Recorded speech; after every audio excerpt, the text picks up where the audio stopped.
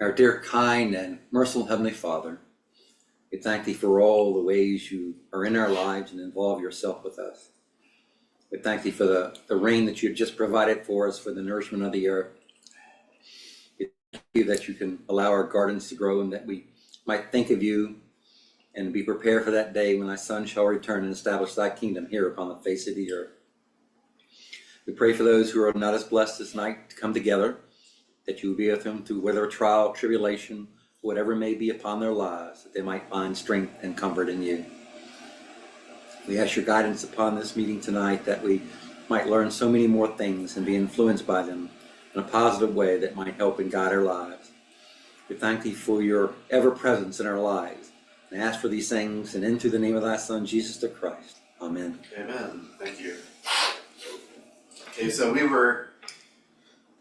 have been discussing the chapter 10 on royal influences and covering how the Queen Mothers affected their sons.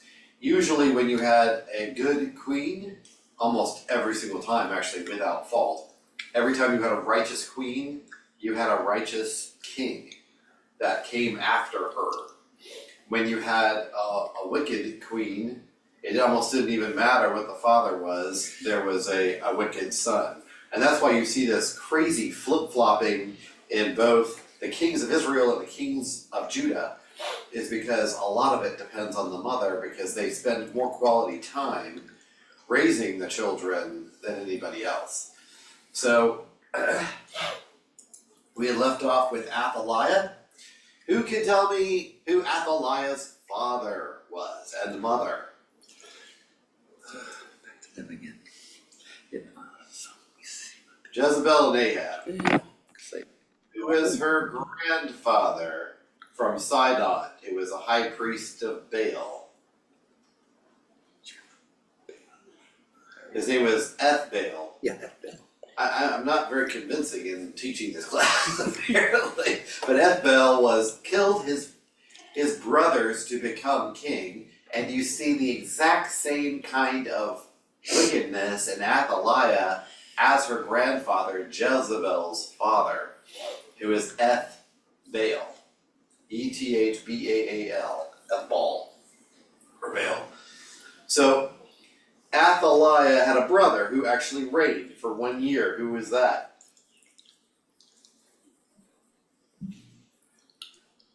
Azariah. And when he died, what did she do to secure her position to remain the only monarch in Jerusalem? She killed all her brothers. All the children. She killed every single one of her grandchildren except who? The guy who was going to become king. Joash. Yeah, Joash. And Joash was hidden by his aunt and uncle, who were? Get this high priest dude. Look, you're talking to a group whose age has got to us. I know. They were the ones who hid them. It does. Both of their names begin with a J. Yeah, we got that part. So I was giving you a hint. Anyway, so they hid Joash for 7 long years, so that Athaliah couldn't kill them. And then Jehoiada, the high priest, that's what I was trying to go. Made sure that they were set up with the temple guard. So they divided them into 3. One went to the gate of the temple, one went to the palace, and one went to the other gate, north gate, south gate, and the palace. And of course, Athaliah comes screaming out of her, like a banshee, comes screaming out of her house, yelling, "Treason, treason," because they've anointed a new king by the column at the temple. So, whoops, I did not mean to go to the next slide. I hate when it does that. So we learned from 2 Chronicles about Ahab. He too walked in the ways of the house of Ahab, for his mother encouraged him in doing wrong. He did evil in the eyes of the Lord as the house of Ahab had done. For after his death, they became advisors to his undoing. So she did that as well. She made sure that she ill-advised him. When Athaliah, the mother of Ahaziah, saw that her son was dead, she proceeded to destroy the whole royal family of the house of Judah. But Jehoshaphat, the daughter of King Jehoram, took Joash, son of Ahaziah, and stole him away among the royal princes who were about to be murdered, and put him and his nurse in a bedroom. Because Jehoshaphat, the daughter of King Joram and the wife of priest Jehoiada, was Ahaziah's sister, she hid the children from Athaliah so that she could not kill him. He remained hidden with them in the temple of God for 6 years while Athaliah ruled the land. So this woman's amazing. To steal a royal baby, can you imagine how much trouble you could be in? But he was never found. And Jehoshaphat is of the royal line of the house of Israel, and her husband's a high priest. So here we got something interesting going on. We have someone who's a Levite married to what? Someone from the tribe of Judah. Have we ever seen that before? Do people from Levi typically marry people from Judah? You would normally do it if you're on your own tribe. Absolutely, because we study that when we study the daughters of Zelophehad, so that's pretty unusual. In a sense, Joash was raised by a royal priesthood. Jehoshaphat was the bloodline right after her father's Ahaziah's, and his uncle Jehoiada was the high priest of Israel. They became his royal spiritual influences. As long as they lived, Joash maintained that righteousness. When Jehoiada died, he reverted back to his own ways. And you're going to see this. So, if you were to compare Joash to an animal in the animal kingdom, what would you say he was?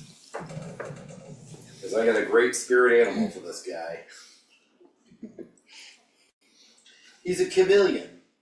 He's only able to reflect those around him. And he changes his colors based on who's surrounding him. So as long as Jehoiada and Jehoshaphat were able to be there for him, he was righteous. But the moment they were gone, he didn't. Because guess what he did? He actually assassinated his half-brother. So Jehoiada and Jehoshaphat had a son. He challenged Joash later in his life, and he had him killed. So the very people who had saved his life, provided for him, sheltered him, he turned on them at the end. So in my book, it's pretty unbelievable that he was only righteous so long as he had righteous people around him.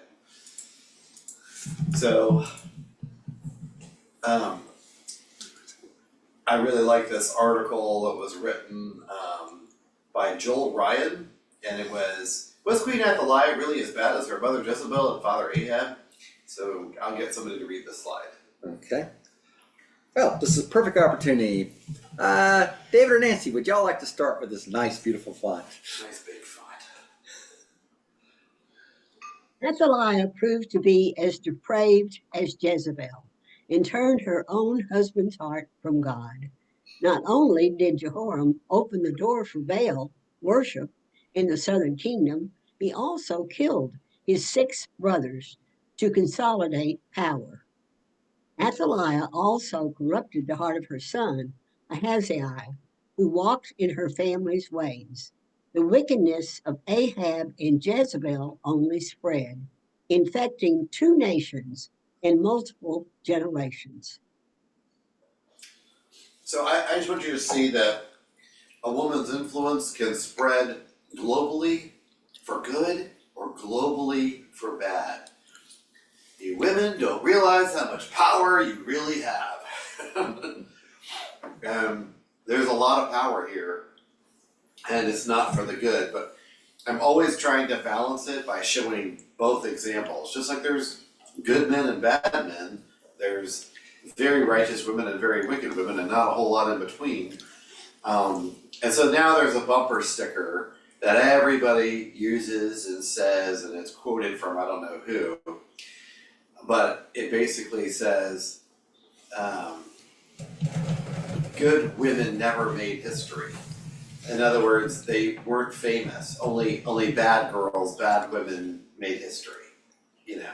And I'm like, this should not be our bumper sticker. You know, we're trying to show where righteousness changed the earth on the part of men and women who faithful servants of the Lord. So everybody remembers how Jezebel died, right? How did she die? Jehu rode up and what did he say? Who's on my side? Then what happened? It's Eden, I know. All the eunuchs upstairs picked up Jezebel, chucked her out the balcony window. She landed on the stone pavers down below.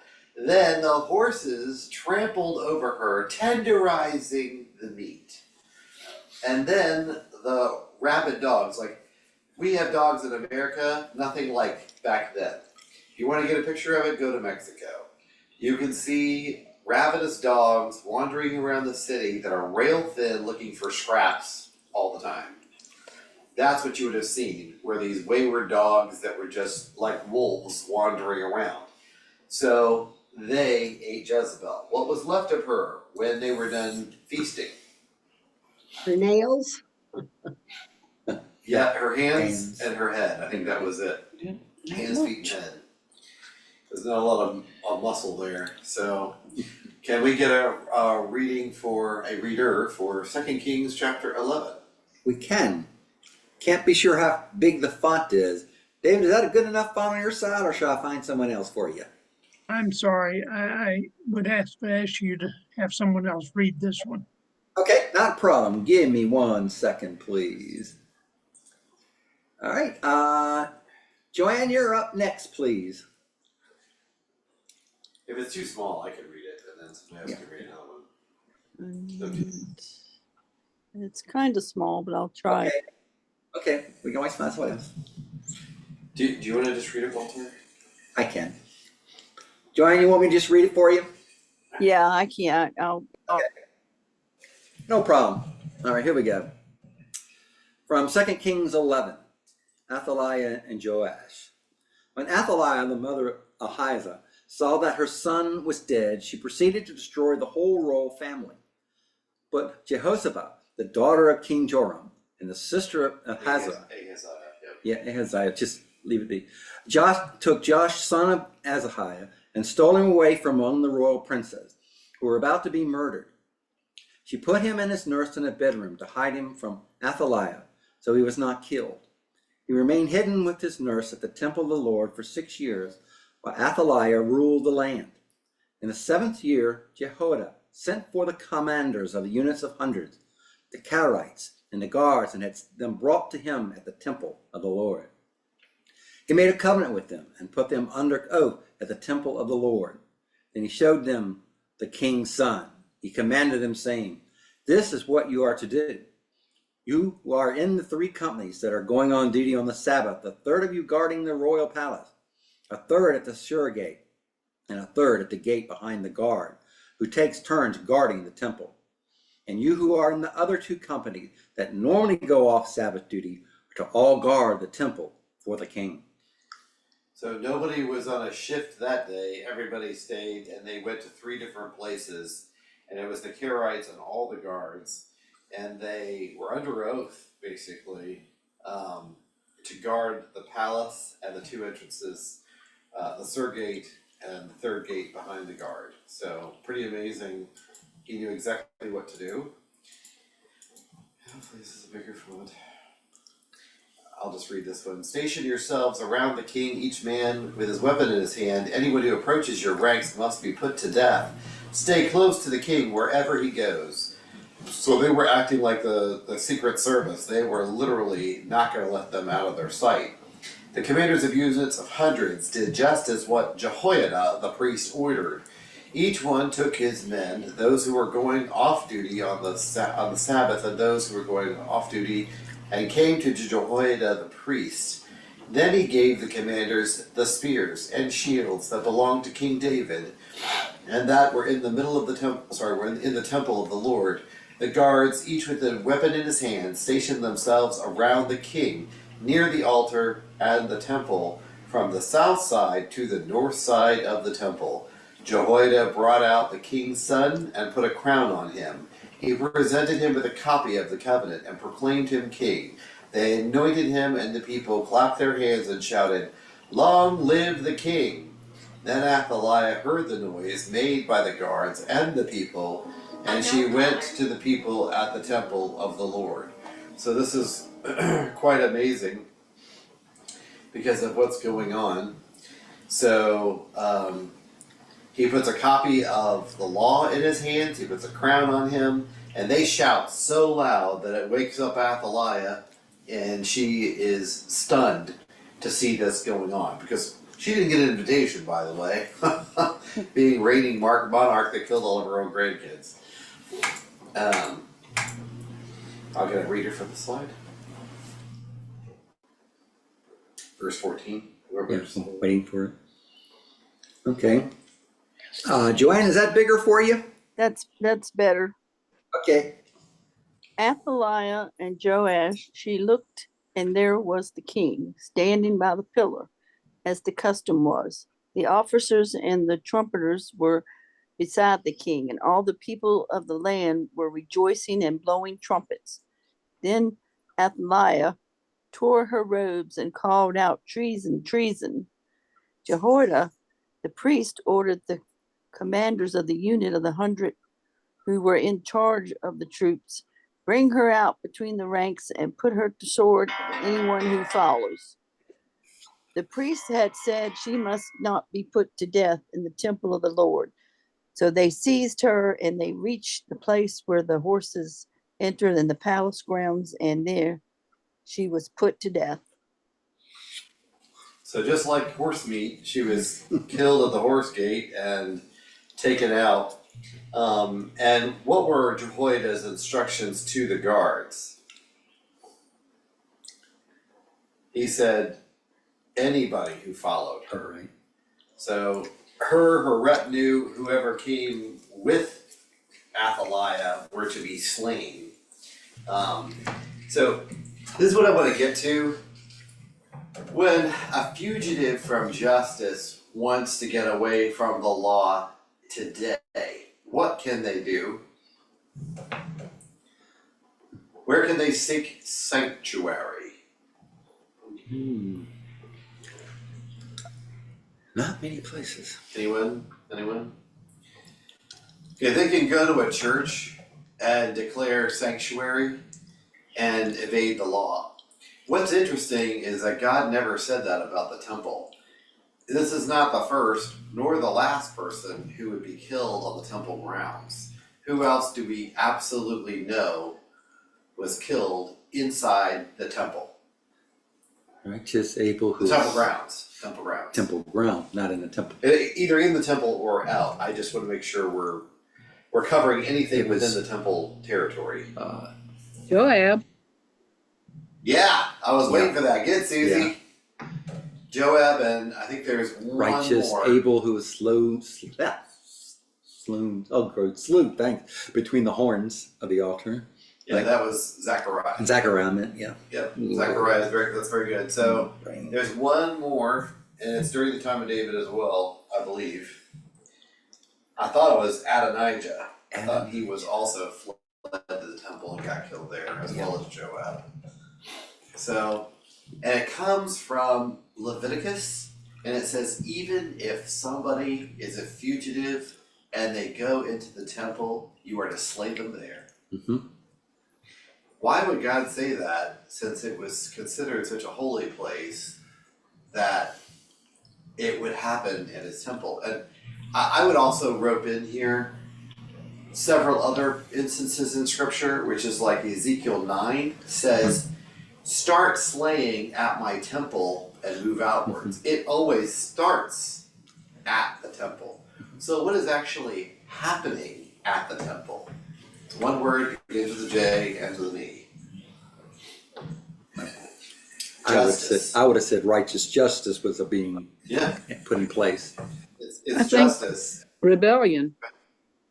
And Well, it's justice for rebellion. And you see that because all the animals were slaughtered at the temple. Right. You know, it's an atonement for sin. Right. So if you think about man dying for his own sin, shedding his blood, it's kind of interesting because thousands of lambs and goats and rams and bulls were all slain in front of the temple. Now it's time for some human blood to be spread at the temple. And Athaliah is one of them. See, God had already established sanctuary cities. That's where you were supposed to go, not to his temple, because he didn't want your unrighteousness in his temple. Yeah. That's a really good point Walter made. Did everybody hear that? I hope. No, he was saying that God already had established 6 sanctuary cities to seek sanctuary, and the temple was not one of them.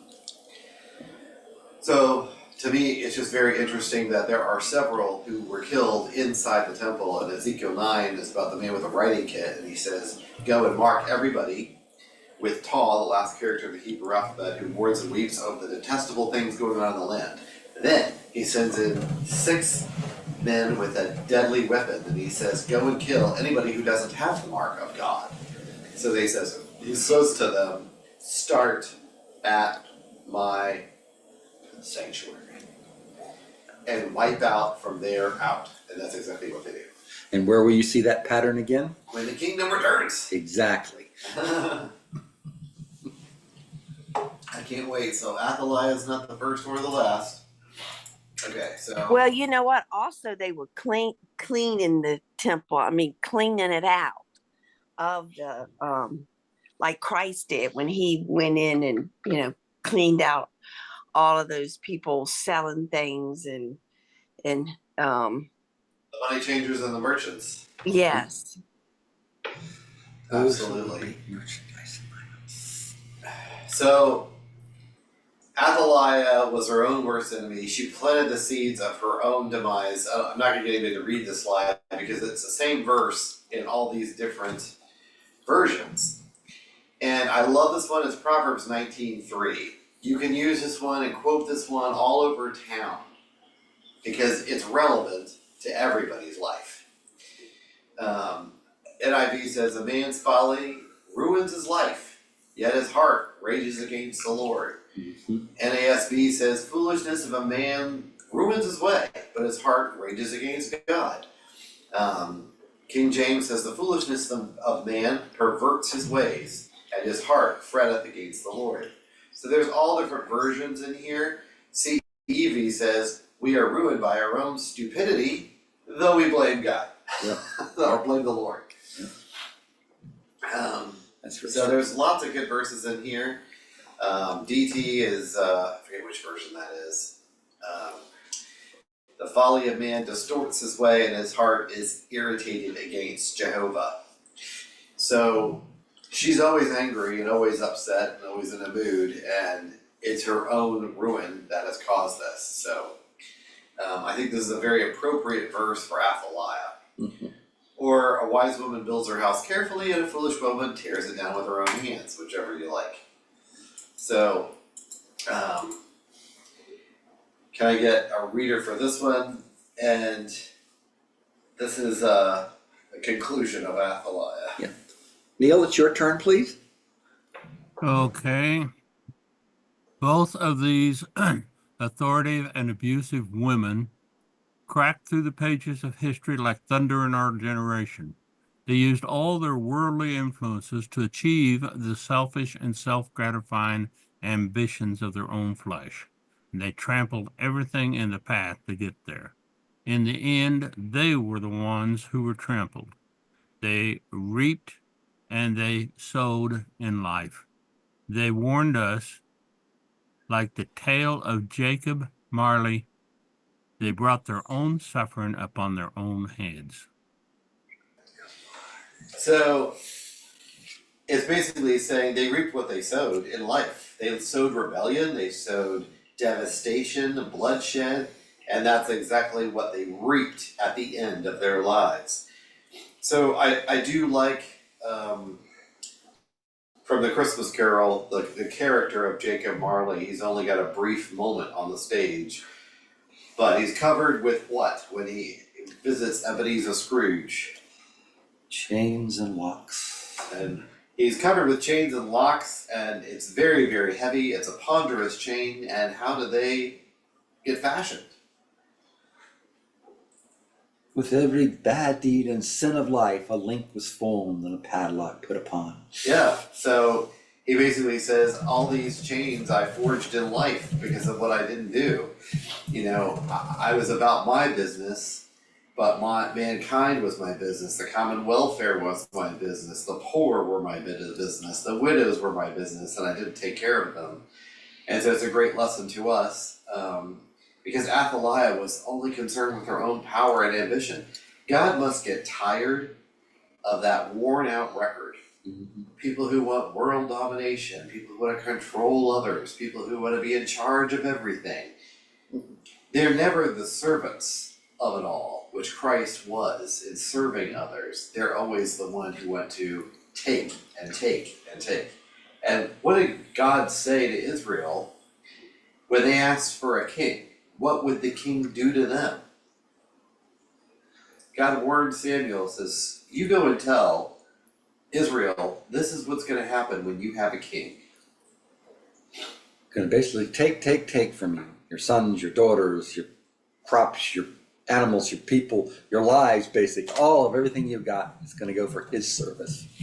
Your vineyards, Yep. your crops, your horses, your mules, your sheep. Yep. Your daughters will be perfumers and cooks. Your sons will be his guards and his servants and his horse trainers and whatever else. And they never saw it coming.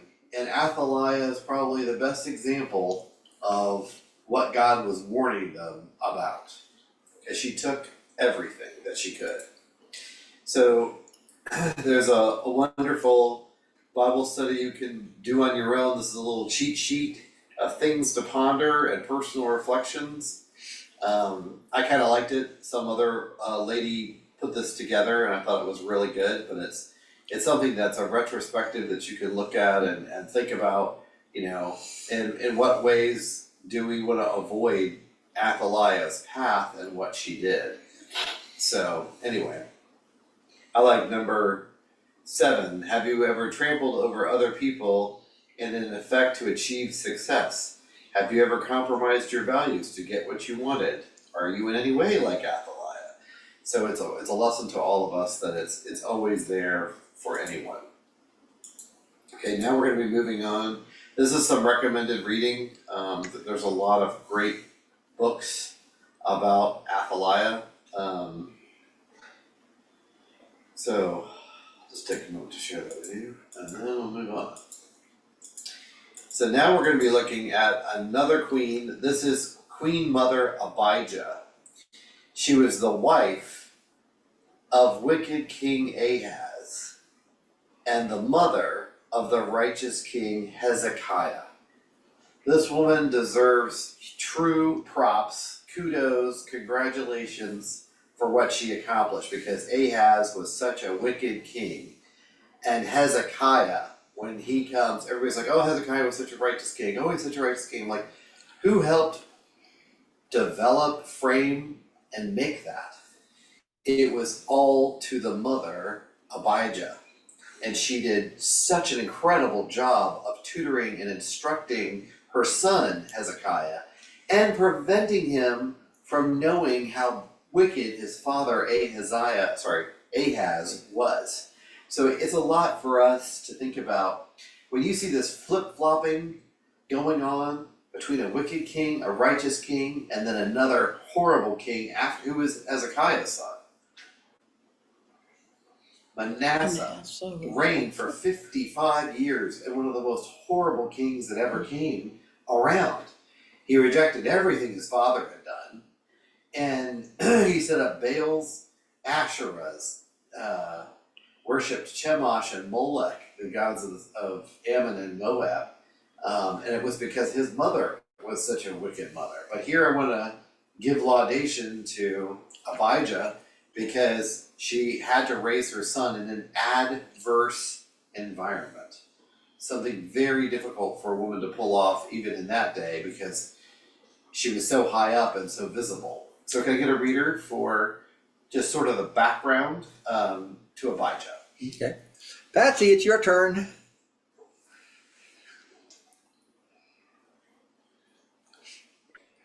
Abijah, also known as Abi, was the mother of King Hezekiah and the wife of King Ahaz, a figure in the Old Testament known for her faith and influence, even amidst her husband's wickedness. Abijah was the daughter of Zechariah and the wife of King Ahaz. She was the mother of King Hezekiah, who reigned from wait a minute, I gotta make it bigger. So that's just 715 to 686 BCE. Despite the challenging circumstances of her husband's reign, Abijah remained steadfast in her faith and instilled her values in her son Hezekiah. She was mentioned in 2 Chronicles 29:1 and 2 Kings 18:2. Some scholars consider Abijah to be the young woman in the Emmanuel prophecy in Isaiah 7:14, with Hezekiah being the child prophesied to be an infant when Rezin and Pekah had defeated the Tiglath. it's Tiglath-Pileser the third. I know the word, I couldn't get it out, sorry. The third. Abijah's name means my father is the Lord. Abijah is seen as a model of faith and reliance, particularly in the mothers of those in challenging circumstances. Yeah. She was a very resilient woman, and she did change the course of history because we went from a horrible king to a very righteous king. And King Hezekiah reigned for a pretty good amount of time, about 30 years. So I really do want to look up that. I haven't had a chance, the Isaiah 7:14, and look up that prophecy, so I gotta get to that. But anyway. So, Queen Mother Abijah, again, I have it up at the top so you can know she's always the wife of the wicked King Ahaz and the mother of the righteous King Hezekiah.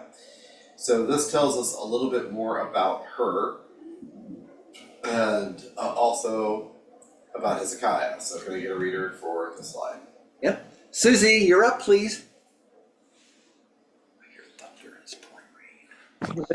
Okay. 2 Kings 18. Hezekiah, king of Judah.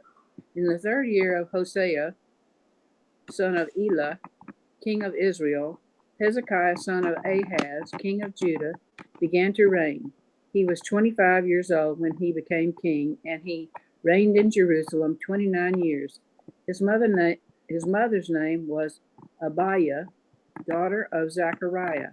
He did what was right in the eyes of the Lord, just as his father David had done. He removed the high places, smashed the sacred stones, and cut down the Asherah poles. He broke into pieces the bronze snake Moses had made, for up to that point, the Israelites had been burning incense to it. It was called Nehushtan. Hezekiah trusted in the Lord, the God of Israel. There was no one like him among all the kings of Judah, either before him or after him.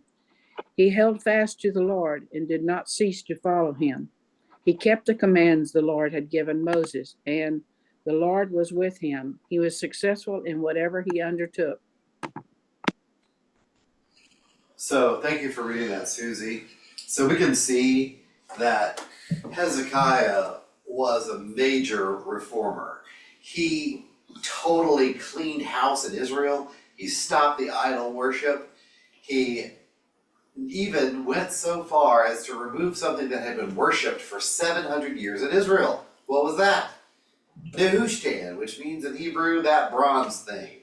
It was the bronze snake that Moses had made. I would have stuck that thing in a museum so nobody would be able to worship it. Locked it up at night, put it behind a vitrine glass. But anyway, what's amazing here is that he literally cleaned the house of Israel completely. And that very much has to do with Abijah. Why am I giving these women so much credit when so little is written about them? What does it say in Proverbs over and over again? It actually says it everywhere. You look at Hannah with Samuel, how good that kid was when he was basically left at the temple under Eli's tutelage. He was more righteous than Eli. That's Hannah's doing.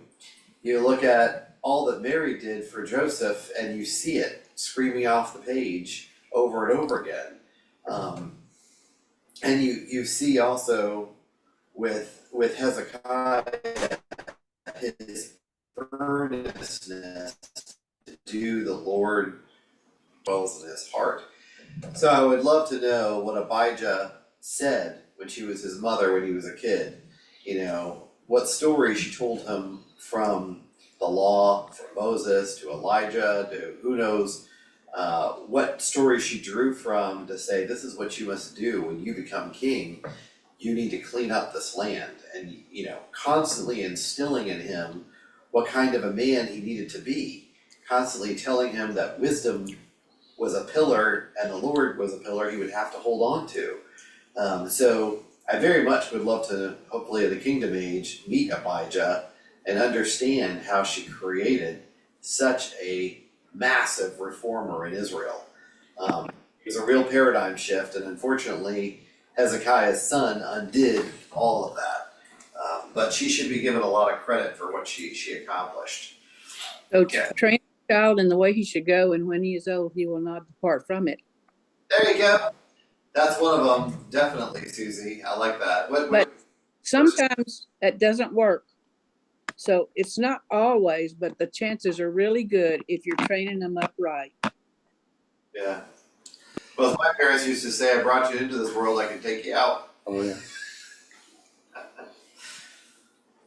But And it's it's true. what woman influences them later, yeah. I'm sorry? And I said, yeah, and what woman influences them later, whether they will stay on the path or not. Exactly. That's so true. Or husband. But there's another one that says, a righteous son is her mother's delight and her father's pride, and a foolish son is, I forget whether it's painful to the heart or an embarrassment to the mother and ridicule to the father. So anyway, so this is kind of a small font, so I'll read it for you, I guess. But it says, in spite of the idolatry of the royal husband, Abijah, true to her name, clung to the fatherhood of God and sought to do his will. She counteracted the evil influence of Ahaz over their young son, Hezekiah, who, when he came to the throne, did what was right in the sight of the Lord, according to all that King David, his royal ancestor, had done.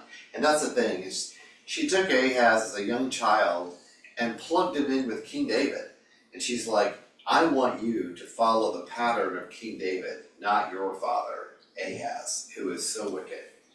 So she gave him another male role model to follow.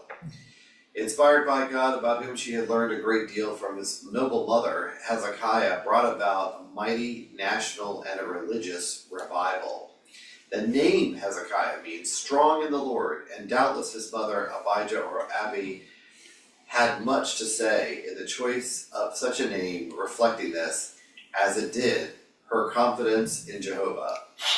There are many other mothers like Abi in the world who have godless husbands, but good Christian children.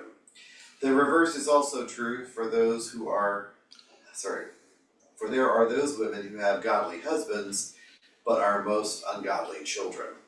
That's from Lockyer page 22, and it's from All the Women of the Bible. So he wrote all these bullets. I just think it's very well written and very well stated. So the reason why I think she's deserving of so much credit is because she was in a very negative environment where she wasn't getting any support. She wasn't getting any laudation, but today we can look back and see what a tremendous influence that she was on her son and for the lives of millions. So I'll get someone to read this, but this is a result of the influence that happened with Hezekiah's choice of wife. Hezekiah. And Manasseh's mother was another story completely. We're seeing another huge flip-flop. And it almost doesn't matter how righteous Hezekiah is because he doesn't have the influence over the children. It's the mother that does. So let's go ahead and get a reader for that. Brother Walter, I can read if you would like for me to. Oh, yes, please, brother. Go for it. Okay, Manasseh was 12 years old when he became king, and he reigned in Jerusalem 55 years. His mother's name was Hepzibah. He did evil in the eyes of the Lord, following the detestable practices of the nations the Lord had driven out before the Israelites. He rebelled the high places his father Hezekiah had destroyed. He also erected altars to Baal and made an Asherah pole, as Ahab, king of Israel, had done. He bowed down to all the starry host and worshipped them. He built altars in the temple of the Lord, of which the Lord had said, "In Jerusalem I will put my name." In both courts of the temple of the Lord, he built altars to all the starry hosts. He sacrificed his own son in the fire, practiced sorcery and divination, and consulted mediums and spiritists. He did much evil in the eyes of the Lord, provoking him to anger. So I don't know about you guys, but it just breaks my heart. I'm like, oh my gosh, you had the best dad. You had King Hezekiah as your father. How in the world could we have fallen so far? And the answer is right there on the page, verse 1. Just like Abby was such a great mother to Hezekiah, Hepzibah was a problem for Manasseh. And he obviously was spoiled rotten, allowed to do whatever he wanted to do, and follow the inclinations of his own heart. But what he did is so calculated. He absolutely reversed everything his father had done. Hezekiah had cut down all the Asherah poles, he set them back up again. Hezekiah had gotten rid of the worship of Chemosh and Baal, he set them back up again. Hezekiah had cleaned out the temple and made it perfect. Manasseh built temples inside God's temple for false gods. I'm like, oh my gosh. It just makes your stomach churn. It says in both of the courts of the temple, he built altars to all the starry host. To every god he could think of. They were inside the temple. Can you imagine that? I mean, isn't it enough to have altars all over Israel, but to put it inside God's temple? It just blows your mind. And that wasn't enough either. Then he made his own children pass through the fire. I'm like, your father Hezekiah was so righteous. What if he passed you through the fire, buddy? You know, I'm like, how is he allowed to survive? And he practiced sorcery and divination. What is that? It's like soothsaying and necromancers and all the rest of it. And consulting the dead, which was mediums and spiritualists.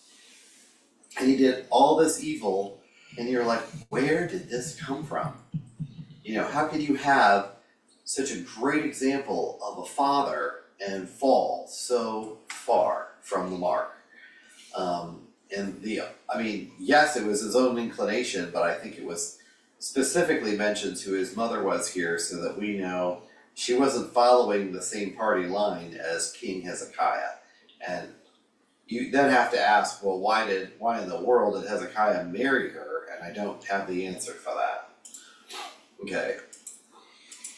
So Hepzibah had caused a lot of damage by her influence with Manasseh. He was the longest reigning monarch of Israel. When he was captured, when he was in the absolute doldrums of a ratty prison and in chains, he had a change of heart. So he wasn't beyond redemption.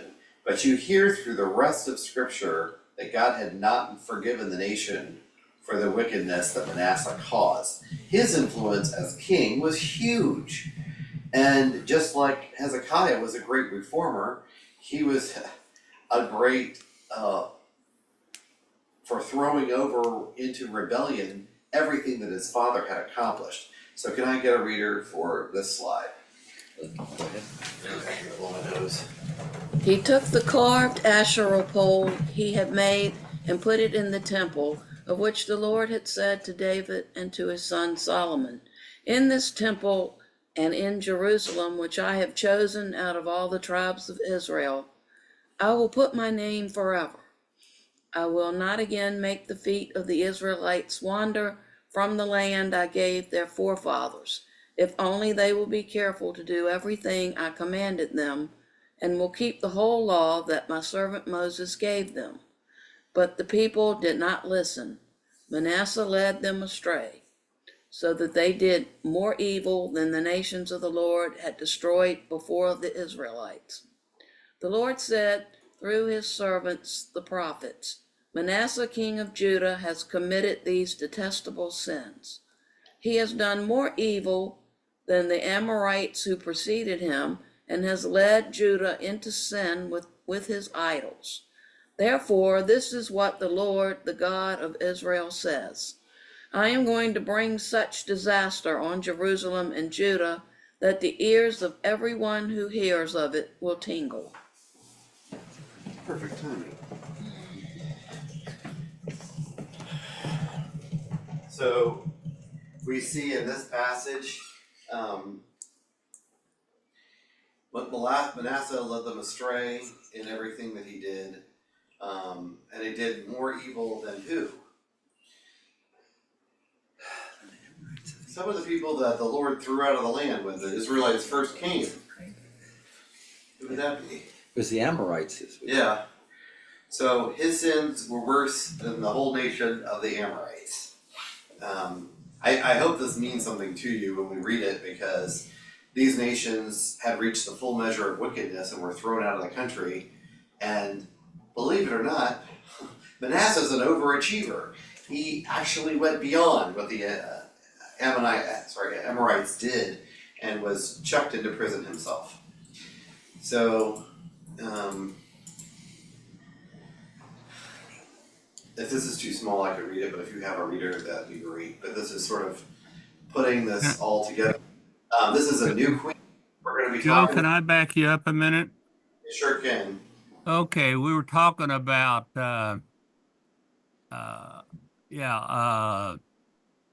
Manasseh's mother when Hezekiah was on his deathbed. He was praying to God because he had no offspring, and God gave him 15 more years. Now, did you look into the background of this woman that was given to him? She might have been on the side just waiting to be able to catch power again, but I don't know that much about her. Yeah, I didn't know that when he was dying, he didn't have an heir. I'll have to check. If you look into that, he was praying to God because of something that happened to him. God had promised kingship would follow, and he had no heir at that time, had no son for him. Okay, so Manasseh was born after that in the last 15 years of his life? Yes, those last 15 years, somewhere in those last 15 years that God gave him. Huh. Well, you might look into it and let us know sometime in the future. Yeah. It's 2 Kings chapter 19. So it says, Then Isaiah, the son of Amoz, sent message to Hezekiah, The Lord, the God of Israel says, I have heard your prayer about me, about Sennacherib, king of Assyria. Or that's about that one, so there's more. There was another one. He was praying after he was told that he would be dying in so many days. Yeah, when he saw the shadow retreat from the steps and all that good stuff. I didn't mean to hold you up. No, it's fine. It's fine. I was That's what I'm just talking looking about. at it. Let's see where you went. Okay, it's 2 Kings 20. Yeah, that sounds right. So it says Isaiah had not yet gone down to the inner courtyard when the word of the Lord came to. So I'm going to back up and see what Hezekiah prayed for. Yeah. Verse 2. Well, I'll start with verse 1. In those days, Hezekiah became terminally ill. The prophet Isaiah, son of Amoz, came to him and said, "This is what the Lord says: Put your affairs in order, for you are about to die. You will not recover." Then Hezekiah turned his face to the wall and praised to the Lord. Please, Lord, remember how I have walked before you faithfully and wholeheartedly and have done what pleases you. And Hezekiah wept bitterly. So that's all he says is like, remember what I did for you. Right. Isaiah had not yet gone down the inner courtyard when the word of the Lord came to him. Go back and tell Hezekiah, the leader of my people, this is what the Lord your God, the God of your ancestor David says, I have heard your prayer and I have seen your tears. Look, I will heal you. On the third day from now, you will go back up to the Lord's temple, and I will add 15 years to your life. I will deliver you and the city from the hand of the king of Assyria. I will defend this city for my sake and for the sake of my servant David. Then Isaiah said, bring a lump of pressed figs. So they brought it, applied it to the infected skin, and he recovered. And Hezekiah asked Isaiah, what will be the sign of the Lord that he will heal me and that I will go up for the Lord's temple on the third day? Isaiah said, this is a sign to the Lord that he will do what he has said he would promise. Should the shadow go ahead 10 steps or back 10 steps? And Hezekiah answered, it is easy for the shadow to lengthen 10 steps, no, let the shadow go back 10 steps. So Isaiah, the prophet, called out to the Lord, and he brought it back, the shadow back 10 steps as it had descended on Ahaz's stairway. And then the next part of this is when Hezekiah shows all of his wealth to Medrodak Baladan, the son of Baladan. How old was Manasseh when he took became king? That would help to 12 years old. see. So he was born after that promise of 15 more years, and That's a good catch, Neil. I like it. I have thought long. Keep going, Neil. I'm sorry. I just thought that's really interesting. I hadn't caught that before. Neil, did you yes, I hear you. Did you have something more to add? Well, on that, my question was she always in the background? What was her, was she strongly influenced by what was there prior to Hezekiah coming in and was bitter and jumped on the ability? Because I was always under the impression a lot of these marriages were arranged for the king. I don't know if that was always true, but I was under that impression. Hezekiah did remove his mother from being queen. Yeah. Who did?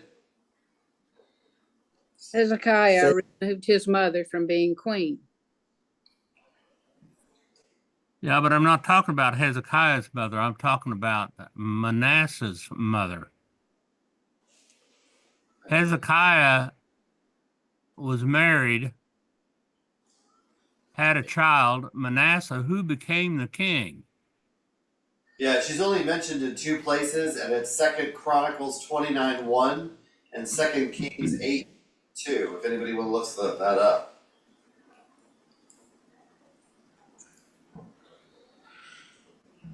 Those are the only two places she's mentioned. So I don't think Hezekiah had his mother removed because she was righteous. I think he had Machia, the wicked grandmother, removed. But So in studying this passage many times, I think one of the most important lessons that we learn is this. God had appointed Hezekiah a time, as he does for everyone. Yeah. And Hezekiah beseeched him, and the Lord heard him. And the thing is, God does this quite often for people. He says, I had a plan for you, but because you are righteous in your beseeching, I'm going to give you a longer life.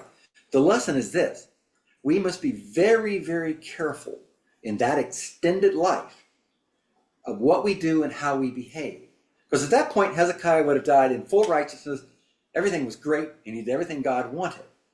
But by getting an extended life, as you pointed out, he has this son, the worst of all people. It wouldn't have might not for taken the throne have been there had he had just died and slept with the father. Yeah. So Hezekiah had a responsibility with whoever, the mother, the wives, all those people, to have trained this child up in the right way. But they failed to do so. And in doing so, these 50-some years or whatever it was, you have this king. For us, it's like we're sick, we're really bad, we're going to die, and we ask God for help, and he extends it. Just keep in mind, what am I going to do with this piece of new life that God's given to me? Be careful, because maybe when you were dying, he had you marked for the kingdom and everything was going to be great. But now you live on, and all that you did that was good is no longer remembered when you go do this other thing. Gotcha. So it's just my point is, think long and hard about asking for longer life than what God originally intends for you. Yeah, I know this life is short. Yep. My dad died this year when he was 55. Okay, so next week, tune in next week when the riveting story of Humutal, who's the mother of two wicked kings of Israel, Zedekiah and Jehoahaz. Now, the reason why this one's so incredible is she's double trouble. Humutal gives birth to two kings of Israel and forever destroys the monarchy of Israel.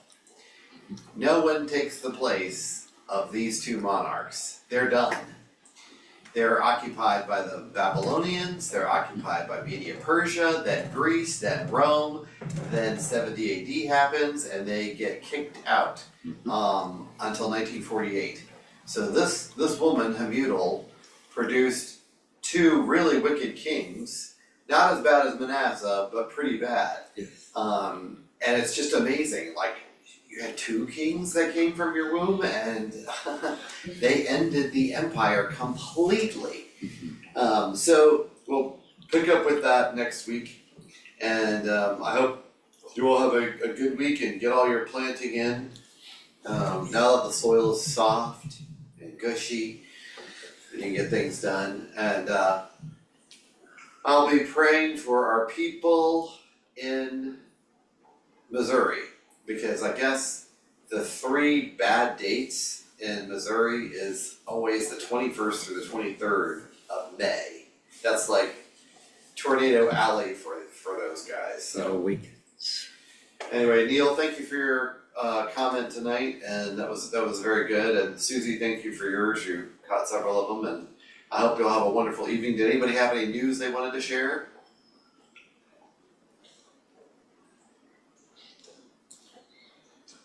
Well, my good news is I still have my job and I'm still able to work from home, so I'm very thankful to the Lord for both of those There you go. answers. That's great. Great, Joe. Thanks very much for class. You're welcome, and you all have a lovely evening, okay?